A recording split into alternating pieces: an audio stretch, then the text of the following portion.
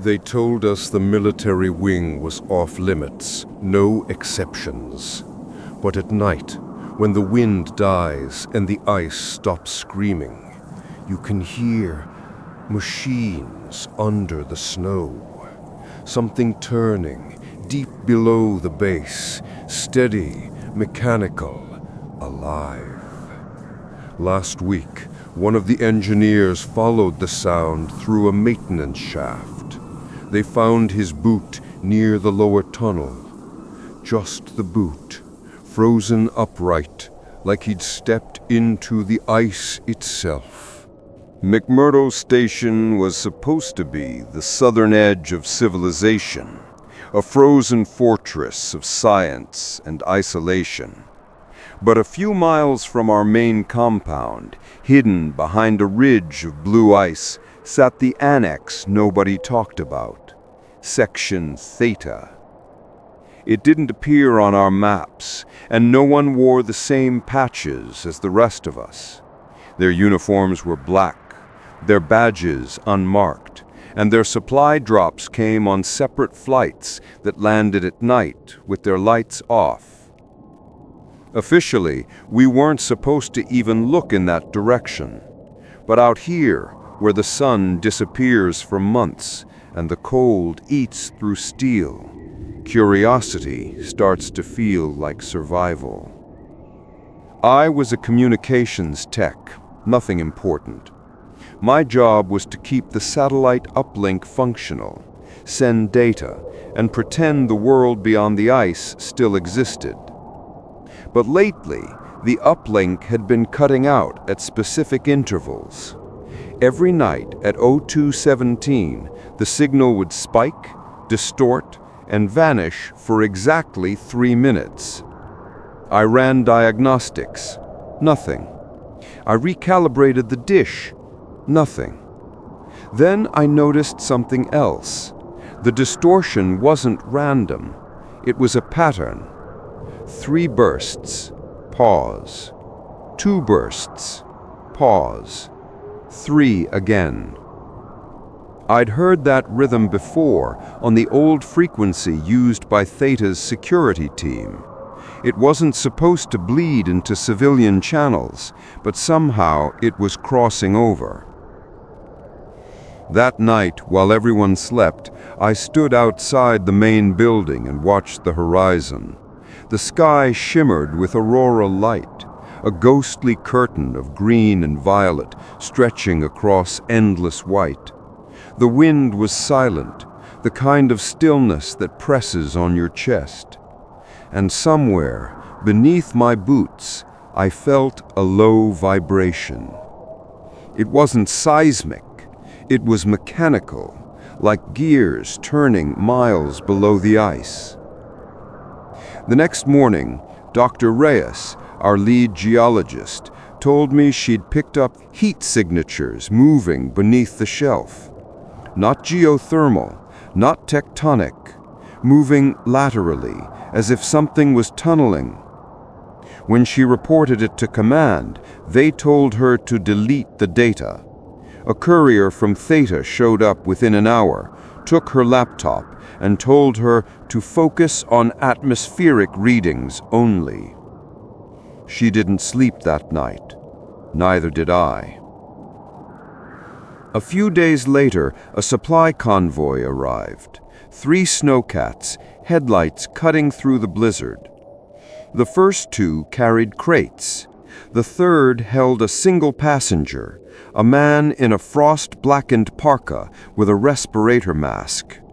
When he stepped out, everyone stopped talking. Even the wind seemed to pause. He was escorted straight into Theta's main gate. The guards saluted him without speaking. That was the first time I saw the red light, an enormous floodlight mounted above their entrance, pulsing slowly, like a heartbeat. Each time it flared, the ground seemed to hum. Dr. Reyes came to my quarters that night. Her face was pale, her eyes hollow. She'd found something in the seismic archives, a cavity under the base, vast and symmetrical, older than the ice itself. "It's not a cave," she whispered. "It's built." Before I could ask, alarms blared through the base. A coded alert, Theta protocol, not ours. Through the frost-coated window, I saw movement on the ridge, figures in white suits dragging something wrapped in canvas toward the annex. The shape was human-sized. It was moving. They didn't bury it. They lowered it into a vertical shaft cut directly into the ice. Reyes pressed her hand against the glass, breath fogging the pain. "Whatever they're doing down there," she said, "it's not research." That night, the uplink spiked again. 0217, same pattern. But this time, it didn't cut out. It changed. The static twisted into a voice, faint and fractured, but human. They opened it. Then silence. I replayed the recording 10 times. The voice wasn't coming from any satellite band or known military channel. It was transmitting upward, from beneath the ice. The storm hit with no warning. Antarctica doesn't give you time to prepare. It just erases you. Winds hit 80 knots, snow swirling so thick it turned the world into static, which made it the perfect night to disappear from base. I strapped on my thermal suit, grabbed the handheld transceiver, and left through the maintenance tunnel that led under the fuel bay. If anyone asked later, they'd think I was checking the dish again. But I wasn't climbing the tower. I was going where no one was supposed to go, toward Section Theta. The blizzard covered my tracks instantly. The world beyond the base was a void of white and sound, broken only by the low hum from beneath the ice. Every few steps, my compass spun. The magnetics here weren't natural. Theta's generators were doing something to the field. After half an hour, I saw the faint red pulse of their entrance light, flickering through the whiteout like a heartbeat in fog. The closer I got, the stronger the vibration beneath the ice became. And then I saw something move, just for a second, under the ice ahead of me. A shadow. Big, smooth, gliding below the surface. It moved too fast to be human. The ice around it bulged, then settled. My transceiver crackled. A voice came through, faint under the wind. "Turn back." It wasn't command. It was Reyes. She whispered, "They're scanning for heat signatures. If they catch you near Theta, they'll—" The transmission cut off. I crouched low, heartbeat pounding, and crawled the rest of the way to the outer fence. It wasn't metal.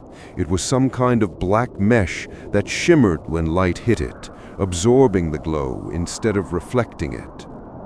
Beyond it, the annex sprawled, half buried in the snow. Concrete domes, floodlights, antenna arrays, and that red beacon pulsing slower now, deeper, like a heartbeat running out of rhythm. I found a small ventilation hatch on the south wall, barely visible beneath the drift. The screws were frozen solid, but I pried them loose with my multi-tool. Inside, the air was warmer, humming faintly with power. I crawled through the vent for what felt like hours, passing sections where condensation froze instantly into frost webs. Then I reached a grill overlooking a narrow corridor lit by cold white LEDs. 2 soldiers stood guard, rifles slung, not moving. Their faces were covered by reflective visors, no insignia. Behind them, a steel door marked Lab 3B, Biocontainment. I waited until they turned their heads toward a noise deeper down the hall, then dropped quietly onto the floor. My boots hit metal with a soft clang. I froze. No reaction. I slid behind a stack of supply crates. One of them had broken open, revealing metal canisters inside, each one marked with a single black symbol, a spiral surrounded by triangles. The same symbol Reyes had found carved into the seismic maps beneath the station. I took one of the canisters. It was warm to the touch, vibrating faintly, like it had something alive inside. Then came the sound, a deep, slow click, click, click, echoing through the vents. Not mechanical, too irregular. The guards turned immediately, rifles raised. One of them shouted, but his voice was drowned out by a piercing tone that rattled my skull. Lights flickered red. A klaxon blared. "Containment breach in sub-level Delta. All personnel evacuate." The soldiers ran past me, down the hall, leaving the door to Lab 3B unsecured. I didn't think, I just went in. Inside was a long chamber, lined with transparent tanks, filled with what looked like ice, except the ice was breathing. Veins of faint blue light pulsed through the frost, and inside each tank floated something, human-shaped, but stretched, distorted, unfinished. Each one wore a research badge embedded under the glass.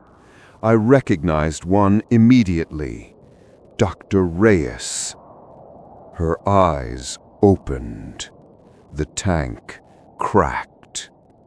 The hum returned, low, resonant, coming from inside the walls now. It wasn't machinery, it was communication. 3 pulses, pause, 2, pause, 3 again. The same rhythm, the same signal, only now it wasn't coming from beneath the base. It was coming from inside Section Theta. When I tried to leave Lab 3B, the corridor wasn't where it should have been. I retraced my steps, but the door now opened into a hallway I'd never seen before. Long, seamless, carved directly into the ice itself. No seams, no bolts, just smooth, translucent walls that seemed to breathe faintly under the light. My breath fogged inside my helmet. The air was warmer now, moist, metallic. I could hear it again, that hum, deep and rhythmic, echoing through the tunnel walls like the whole structure had a heartbeat. I stepped forward, marking my path with chalk like we used to in cave training, but the marks vanished when I turned back. The wall simply reformed itself. It was as if the base didn't want to remember where I'd been.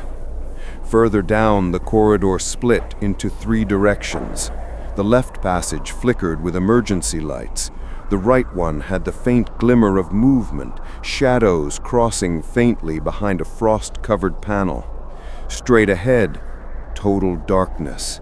And from that darkness came a single, slow vibration that made the ground tremble beneath my boots. I went straight. Every instinct screamed at me not to, but the signal, the same rhythmic pattern, was pulsing stronger there. 3 beats, pause, 2, pause, 3 again. My headset crackled, static hissed, then Reyes's voice cut through for half a second. Don't go toward it. It's not a signal. It's... The transmission died again.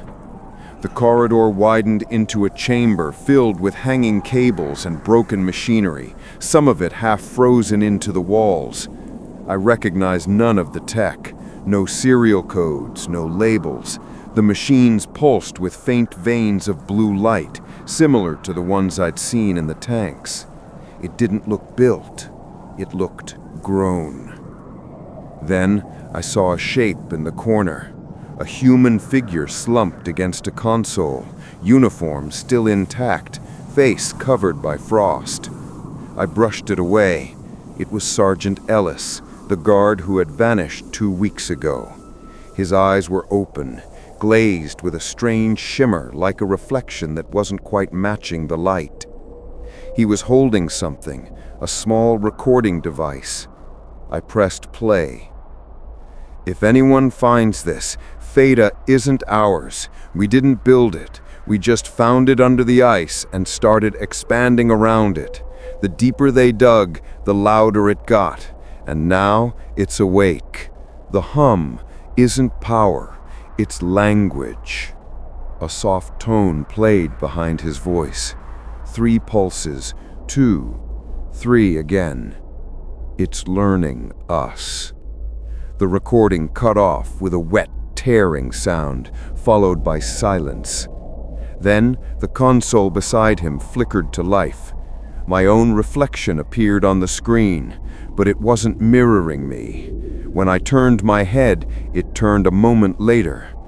Then it smiled. The lights dimmed.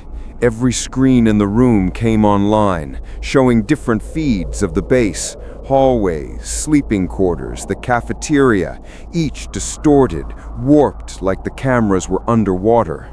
In all of them, people were moving, but not like themselves. Their motion was delayed, repeated, like echoes of reality slightly out of sync. Something was rewriting the station's layout and the people inside it. The hum deepened until the ice itself started to crock. The blue veins running through the walls glowed brighter, twisting, branching like nerves.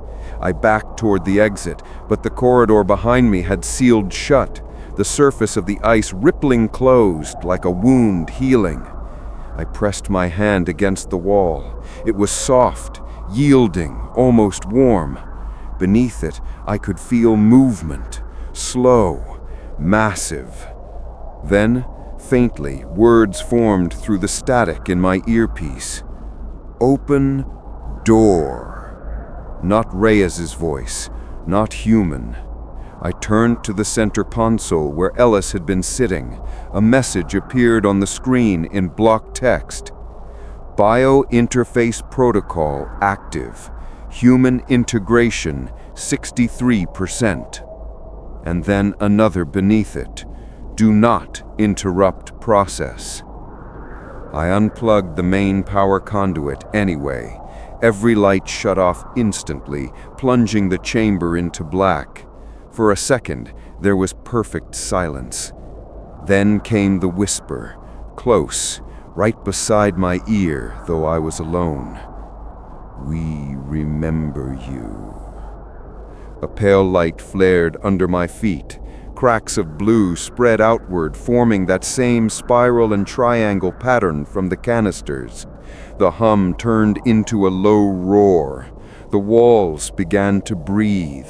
I ran, blind, stumbling through melting corridors that shifted as I moved. My chalk marks dissolved, the tunnels rearranging faster than I could track. When I finally burst into another chamber, the floor fell away beneath me, and I slid down a slick ice tunnel to the depths below the facility. I hit ground hard. My radio came back to life, this time with dozens of overlapping voices whispering in unison. Integration complete. The message arrived at 02:17 a.m. It was just a string of distorted pulses, repeating every 11 seconds, coming from deep beneath the ice shelf, miles below any possible human installation. Dr. Vega was the first to notice it. She thought it was a sonar echo until she ran the decryption software. What appeared on her monitor wasn't random. It was structured, repeating, intelligent. ... S, S, S. H, E, E, E. It's here. The room fell silent. Only the hum of the computers remained. Captain Harker leaned over her shoulder, his eyes narrowing as the signal continued. "Could be interference," he muttered. But Dr. Vega shook her head. "No, it's using our format, military encryption, the same sequence we use for distress calls." That was impossible. No one else should have access to that channel. The transmission grew louder, sharper, as if responding to being noticed. The waveform twisted, pulsed, then, for a single second, it contained a voice. "Don't let them open it." The sound vanished. Silence again. The others gathered around the terminal, pale faces illuminated by the blue glow. Major Klein's hand hovered near his weapon, not because he thought he could shoot a signal, but because the instinct to draw was all that kept him steady. "Trace it," he ordered. Vega's fingers flew over the keyboard. The coordinates appeared on screen. Cell 47. Everyone froze. The same cell they had sealed 2 nights ago. The one that took 3 men and half their sanity just to close. Boom. Boom. Boom. The wall speakers popped. Every monitor flickered. Then a rhythmic pounding echoed through the structure. Someone, or something, was hitting the inside of Cell 47's containment door. "Sound sensors are offline. Thermal readings too," said Private Niles, his voice trembling. "Show the feed," said Klein. The camera blinked to life. At first, nothing, just darkness. Then, a shape moved, faintly visible under emergency lighting. It wasn't the same as before. The figure was taller, distorted, its proportions stretching with every frame, as though the geometry of the cell itself were being rewritten around it. And in the background, on the intercom channel, the voice came again, soft, desperate, human. "Don't let them hear it." The monitor surged white. Every speaker screamed feedback. Then silence. The only light remaining was from the warning panel. Signal source unknown, broadcasting externally. Dr. Vega's eyes widened. "It's sending something out." Captain Harker grabbed the radio. "To where?" Vega's lips trembled as she traced the output path. Not where, but when. The transmission is looping into the clock system. It's embedding itself in timestamps, logs, every data record we've ever made. Klein stared at the spreading red indicators across the map. "You're saying it's rewriting our history?" The power cut out. The backup lights flickered on, weak, pale blue glows swaying across the control room. And from deep below them, they heard it. A low, resonant hum, not mechanical, not human, but something that vibrated the bones. Every person in that room felt it in their chest before they heard it in their ears. It was not just sound, it was a call. The same pattern repeated, echoing in the metal, in the walls, in their minds. 11 seconds apart. "It's here." Then, through the static of the base radio, an automated voice broke in, calm, detached, mechanical. "Antarctic Signal Station 09, transmission confirmed, data upload complete." Harker turned slowly to Vega. "To who?" She didn't answer. She couldn't. The comms array outside was glowing, faint blue light pulsing in perfect rhythm with the signal, casting long shadows through the frost-covered windows. And then, with one final pulse, the light stopped. Every monitor rebooted at once. A single line of text appeared on all screens. "We remember." The men stood motionless, their reflections staring back from the black glass. "Sir," whispered Niles, his voice barely audible. "What do we do?" Major Klein holstered his weapon slowly, his jaw clenched. "We finish what we started."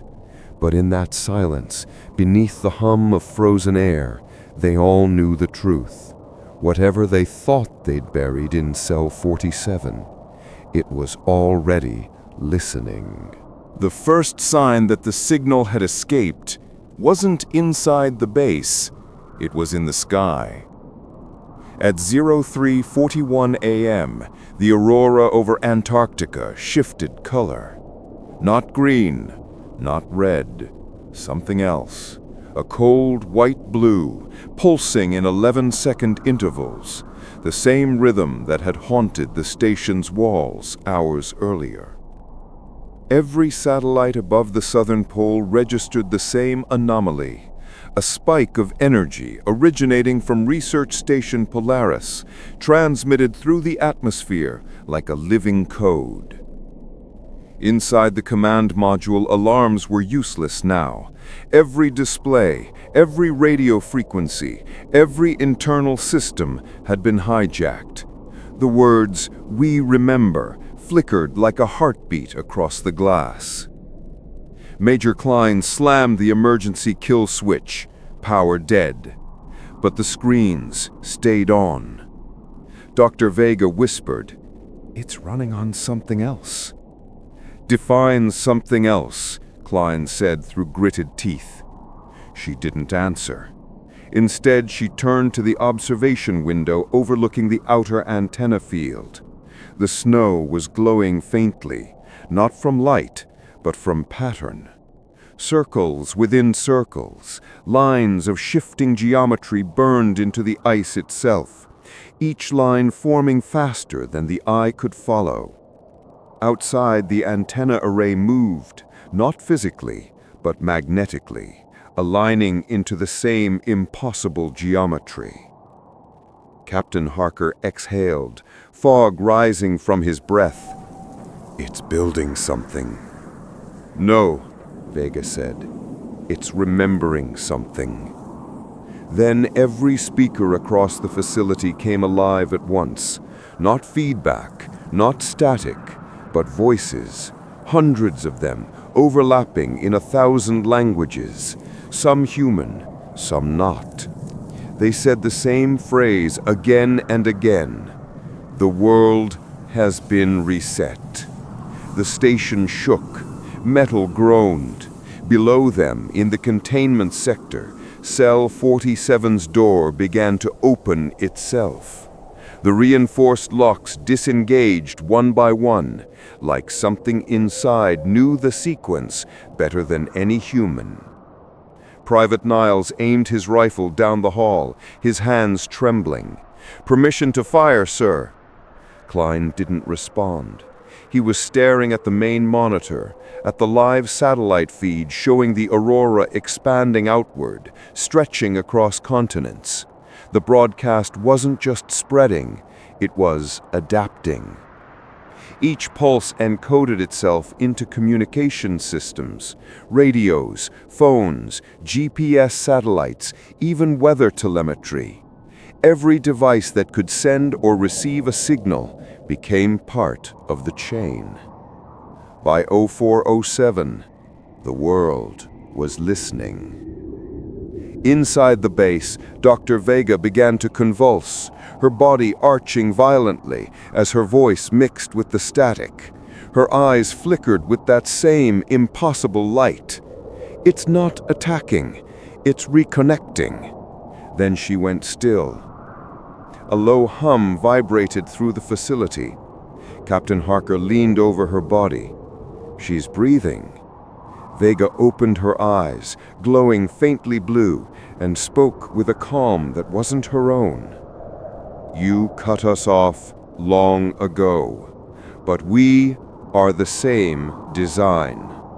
Her words echoed from the speakers seconds before she said them, like the signal itself was rewriting time to stay ahead. Niles screamed and fired, bullets tearing through glass, equipment, and walls, but the sound was swallowed, literally muted mid-echo, as if the air itself refused to carry it. "Stop!" Klein barked. "You'll make it worse!"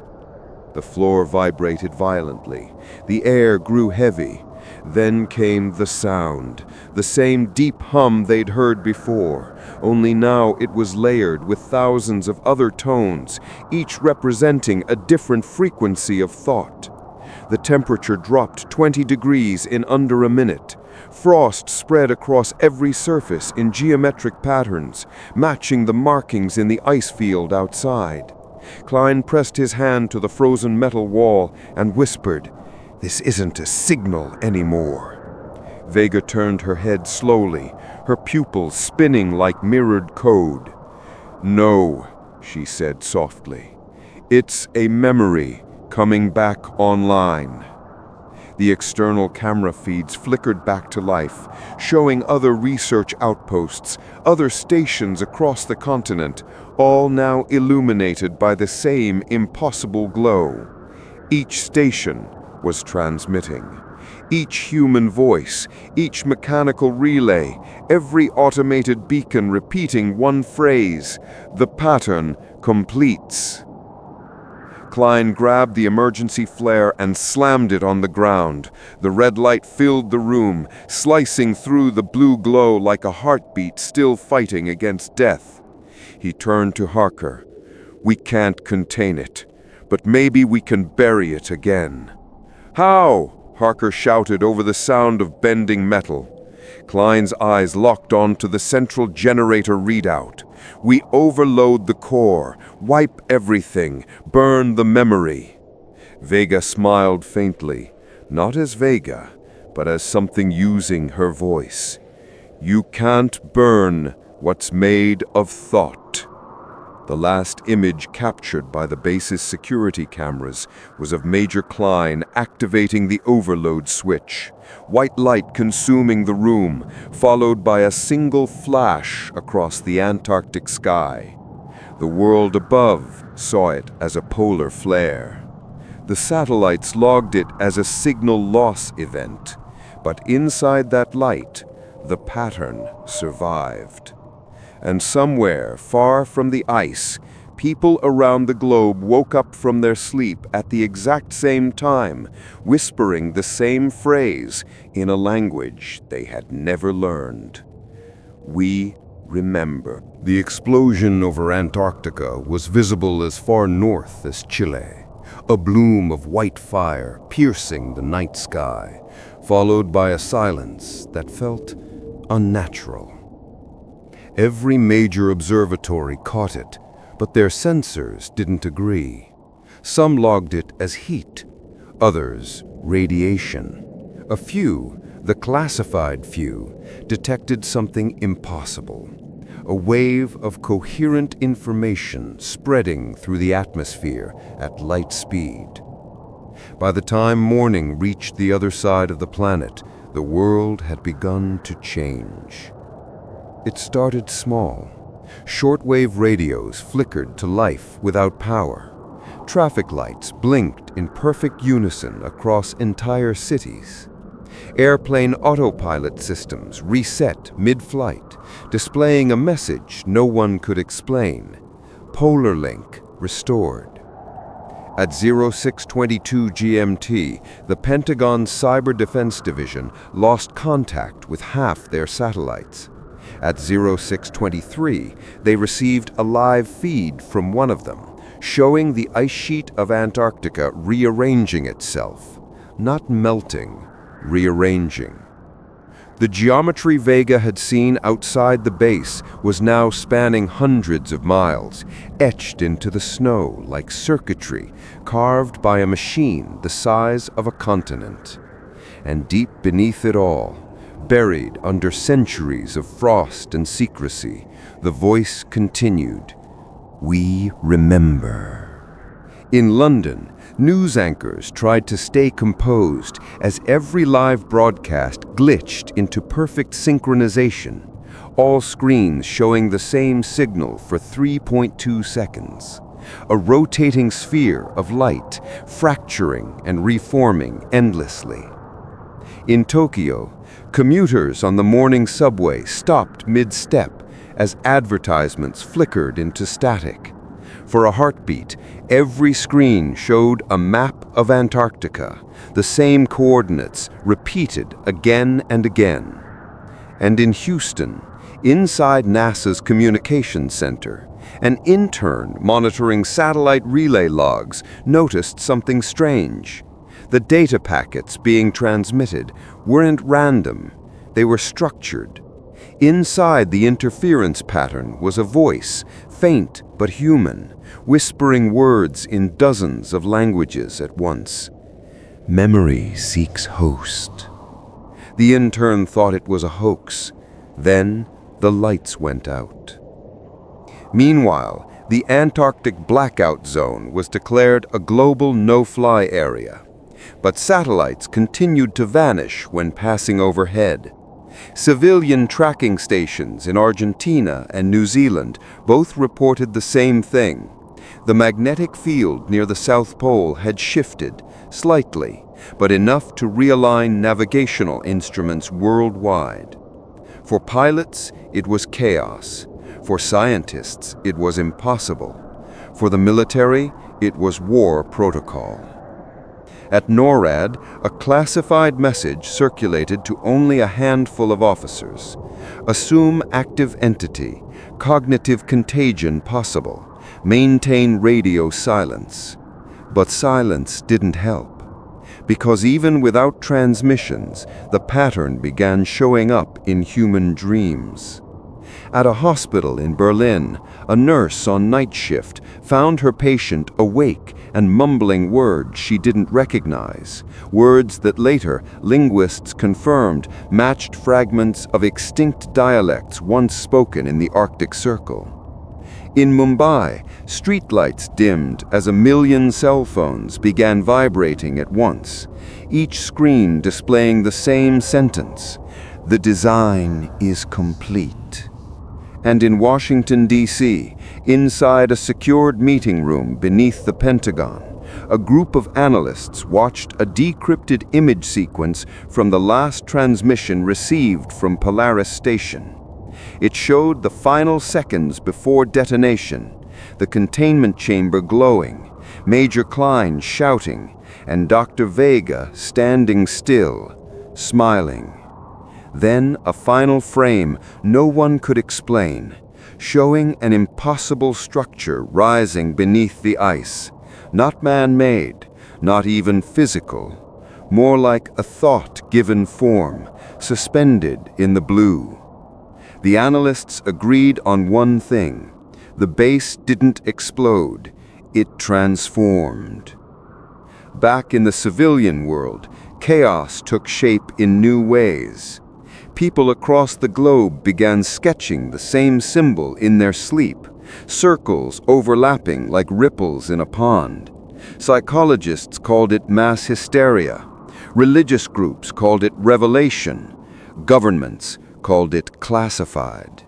But to those who had heard the whisper in their dreams, it felt like something entirely else, a call to return. A journalist from Buenos Aires broadcasted a shortwave message before disappearing. "There's light under the ice. It's moving, and it's calling us home." Within hours, expeditions were forming across nations, despite official warnings. Civilians, scientists, cultists, all drawn by the same pull. The final spark came when the International Space Station reported seeing the aurora again, brighter than ever, spreading northward, patterns dancing in mathematical precision. Commander Liu radioed ground control, voice shaking. "It's not light. It's code! The Aurora is writing something! But before Houston could respond, the transmission dissolved into static, then laughter. Not human laughter, mechanical, delayed, layered with voices repeating a phrase that made the world's blood run cold. The surface is ready.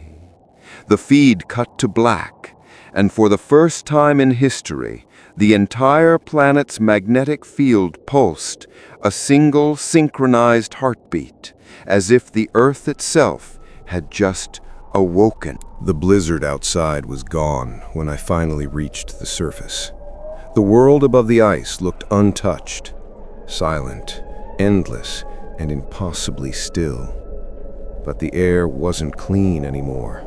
It vibrated, like the sound of distant engines running somewhere beneath my feet. The base behind me stood quiet, half buried in frost, its antennas still pointed toward the stars. I looked down at my gloved hands. Faint black veins pulsed under the skin, moving like liquid mercury beneath the flesh. Whatever I had touched in that chamber wasn't gone. It was inside me. Behind me, the hatch to the military wing sealed with a sound that didn't belong in this world. Not the hiss of hydraulics, more like a breath, sharp and wet, the sound of something alive settling back into sleep. I should have left then, started walking toward the outpost beacon on the ridge, but something about the silence pulled me back. The air shimmered faintly around the antenna field, like heat rising from asphalt. Then I realized it wasn't heat, it was distortion, space bending, flickering, trying to decide what shape it should take. From somewhere deep below, a tone began to rise, low at first, then stronger, a single perfect note that rattled my bones and made the sky itself vibrate. I dropped to my knees, clutching my ears, but it wasn't sound anymore. It was language. Something ancient, something vast. Through the distortion, I saw the horizon fracture like glass under pressure. The snow began to move, not blow, move, rising into patterns, swirling into columns that stretched miles high. It was forming symbols, words too big to read. And then a voice in my head, not human, not mechanical, something between. Containment breached. Host integration successful. Host integration. The words burned through me, and for a moment I wasn't on the surface anymore. I was beneath, in that chamber again, staring into the black cube humming between the frozen pylons. The soldiers stood around it, motionless now, pale, empty, their bodies barely shells. The cube pulsed in rhythm with my heartbeat. When I blinked, I was back on the ice, gasping. My breath came out black. From the ridge, headlights appeared, snowcats moving toward the base. Reinforcements, maybe. Rescue. But as they approached, I saw something wrong. The lights weren't steady. They flickered in sync with the pulse under my skin. The radio on my belt crackled to life. Static, then a voice I recognized. Commander Harlow. Unit 7, report. Do not leave the perimeter. Repeat, containment procedures remain active. I pressed the transmit button, but no sound came out. My throat locked. I tried again, but only a distorted echo of my own voice came through, lagging, overlapping itself. Containment, continuation, host, active. The snowcats stopped at the edge of the base. The soldiers stepped out, moving in perfect sync. Too perfect. Their helmets turned toward me simultaneously. Then, one by one, they raised their visors. Their eyes glowed faintly silver, and when the nearest one spoke, It was my voice. You were never meant to leave the facility. You're part of the system now. I stumbled backward, heart hammering, the ground beneath me trembling. The black veins in my hands began to glow, threads of light running up my arms like circuits. I could feel the cube calling to me, resonating, wanting to complete whatever it had started. The soldiers began walking forward, not running, not shouting, just moving with mechanical precision through the snow. The tone beneath the ice deepened again, and cracks began forming across the ground, pulsing with black light. Then I remembered Harlow's last order, the one he whispered before the alarms went off. If it ever wakes up again, destroy the antenna field. I turned toward the array. The control station was only 50 meters away. I ran, stumbling through the snow as the ground shuddered. Behind me, the soldiers kept advancing, their voices merging into one inhuman frequency.